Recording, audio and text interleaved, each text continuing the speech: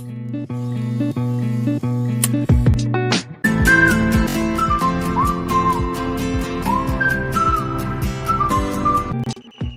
Hello everyone, welcome back to my YouTube channel. तो हमारे लिए एक गुड न्यूज़ है हमारे लिए कि हमारा सेकेंड ईयर का क्लासेस स्टार्ट हो चुका है और 1 मंथ के गैप के बाद हमारा क्लास स्टार्ट हो रहा है। तो टाइम मैनेज में काफ़ी ज़्यादा दिक्कत हो रहा है, समझ ही नहीं आ रहा है चीज़ें कहाँ से स्टार्ट करूँ। बट धीरे धीरे कोई भी चीज़ में, कोई भी रूटीन में आने में थोड़ा टाइम लगता है, 1 वीक का। एंड उसके बाद हम स्टेबल हो जाते हैं कि समझ में आ जाता है, फिगर आउट कर लेते हैं कि टाइम को कैसे मैनेज करना है। तो या 1 मंथ के गैप के बाद मैं कॉलेज जा रही हूँ और फिर वापस से उसी रूटीन में, जहाँ पे एक रेगुलर बेसिस पे हमें क्लासेस करना होता है एंड फिर रेगुलर बेसिस पे स्टडीज़ भी करना होता है। पूरे 1 मंथ के ब्रेक के बाद कॉलेज रूटीन में आना काफ़ी डिफ़िकल्ट लगता है। वही डेली क्लासेस जाना, टाइम पे क्लास के लिए रेडी होना, मॉर्निंग में उठना एंड टाइम पे ब्रेकफास्ट करना, लंच करना, डिनर करना, स्टडी के लिए टाइम निकालना एंड कॉलेज कम स्कूल ज़्यादा मुझे लगता है ये रूटीन। बट स्टिल हम हैप्पी हैं क्योंकि बहुत सारे लोगों का सपना होता है एंड ये अब जितना ज़्यादा बिजी रहोगे अपने लाइफ में, आपके लिए वो एक काइंड ऑफ ब्लेसिंग होता है।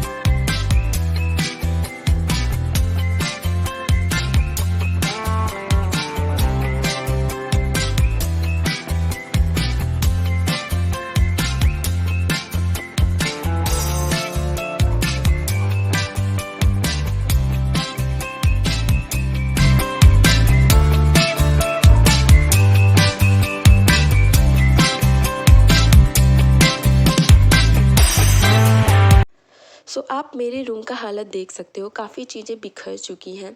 सारा चीज़ स्टडी टेबल पे बिखरा हुआ है, बेड भी नहीं लगा हुआ है।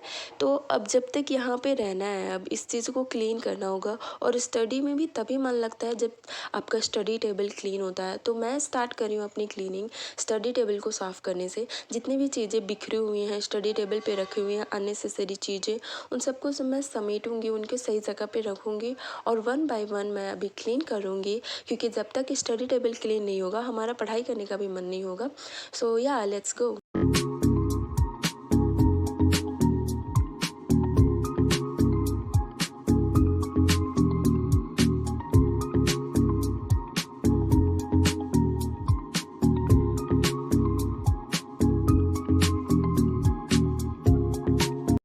तो क्लीनिंग पार्ट मेरा हो चुका है और मैं अपना बेड भी लगा चुकी हूँ और बीच बीच में लाइट भी जा रही है, पर इट्स ओके, मेरे पास इमरजेंसी लाइट है। इसीलिए मैं बोलती हूँ कि इमरजेंसी लाइट होना ही चाहिए, चाहे आप कितने भी बड़े कॉलेज में हो या फिर वहाँ की बिजली की जो है अवेलेबिलिटी जितनी भी ज़्यादा हो, पर आपका अपने पास होना चाहिए एक पर्सनल लाइट। तो या गाइस, मेरा क्लीनिंग पार्ट हो गया, बेड भी बना चुकी हूँ मैं और मेरा स्टडी टेबल भी क्लीन हो चुका है। अब मैं जा रही हूँ अपने नाइट रूटीन में, क्योंकि मुझे हेयर वॉश करना है कल। तो मैं आज लगाने वाली हूँ मस्टर्ड ऑयल। फिर उसके बाद अभी एक्साइटमेंट लेवल काफ़ी ज़्यादा हाई है क्योंकि सेकेंड ईयर का फर्स्ट डे है। समझ नहीं आ रहा है कि कौन से प्रोफेसर्स कैसे होंगे, उनका नेचर कैसे होगा और या फिर कैसे हमारा क्लिनिकल पोस्टिंग वगैरह होगा। वैसे हमें कुछ करना नहीं होगा, बस हम देखेंगे, सीखेंगे। और ये है हमारा घर और घर पे ये मेरा अभी फ़िलहाल लास्ट क्लिप है अभी। और इधर मम्मी कुछ बना रही है किचन में, चलिए देखते हैं।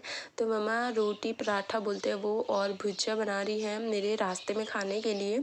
और इधर मेरी सिस्टर योगा कर रही है।